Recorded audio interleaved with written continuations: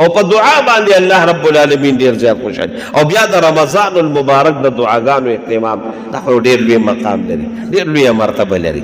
سوال د اوس نه شروع کا رب العالمین ما ته د رمضان دقه برکات او فیوزات را نصیب کړي. نو د دعا ډیر زیات اهتمام کوي او په دعا الله رب العالمین خوشحالي.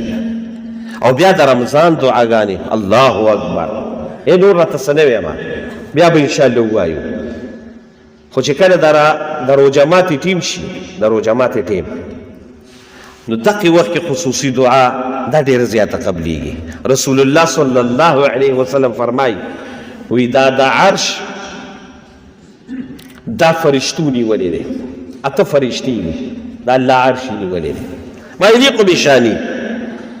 رسول الله صلی الله علیه وسلم فرمایي وی الله رب العالمین د عرش فرشتو ته وی په دقه نه یو خدا سلور فرشتي دي چې ډېر لوی مقام لري، جبرائیل، میکائیل، اسرائیل او اسرافیل علیه السلام. د دوی د مقام خو هغه اندازه نشته، خو دې پسې دویم نمبر چې الله ته محبوب ترینی فرشتي دي دا عرش فرشتي دي. قرآن شریف کې ذکر دی یحملون العرش چې عرش اوچت کړی دی.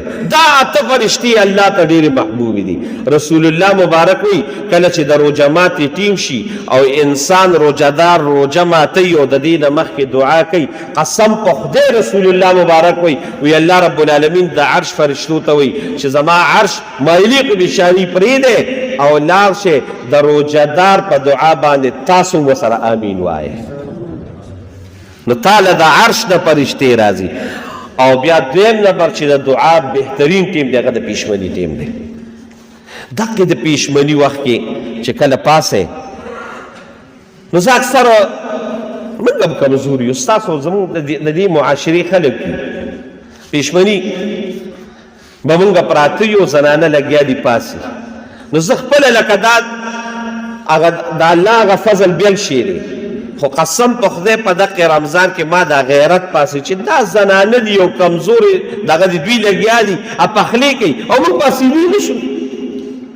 نو رمضان کې پوره د تهجد اهتمام وکړئ. دا یاد ساتئ چې الله رب العالمین مقرب بنده جوړیږي که نه، نو د تهجد لمونځ کوه. په دې خو ما مستقل بیانونه کړي دي، خو خصوصا بیا په رمضان کې کوشش وکړه 2 رکعاته 4 رکعاته زنانه دې پاڅولې پخپله واپسې پاسه. او بیا د ټولو نه اوچت د دعا ټیم دقه د پیشمني دی. داسې د پیشمني دقه وخت دی چې دا باقاعده په احادیثو کې دی. په احادیثو کې رسول الله صلی الله علیه وسلم فرمایي وی ما یلیق بشانی څنګه چې د الله شان سره مناسب دی د لومبي اسمان ته راشي. او د پیشمني په وخت کې چې څوک دعاګانې کوي دقې خلکو ته الله اعلان کوي چې داسې څوک شته چې ما نه دعا وغواړي او زه ورته ګناه معاف کړم. داسې څوک شته؟ داسې څوک شته چې رزق یې نشته، رزق یې تنګ دی، غریب دی او ما نه رزق وغواړي او زه ورله رزق ورکړم.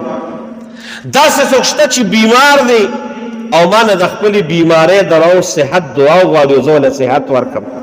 داسې څوک شته چې په پلانکې مقدمه کې دی او زه ولې هغه مقدمه ما ته سوال وکړي او حل کړم. داسې څوک شته چې په پلانکې پریشانۍ کې دی او زه ما ته سوال وکړي او زه ولې پریشانۍ ختم کړم. یوه ګینټه رسول الله مبارک وي د الله د طرف نه دا اوازونه کېږي چې څوک شته نو ای د الله بنده ته پاسه که نه وی زه یم که نه، زه ګناهګار یم، زه غریب یم، زه پلانکې پریشانۍ کړم، خدای زما دا پریشاني 10 منټه او 15 منټه دغه دعا له ورکړي.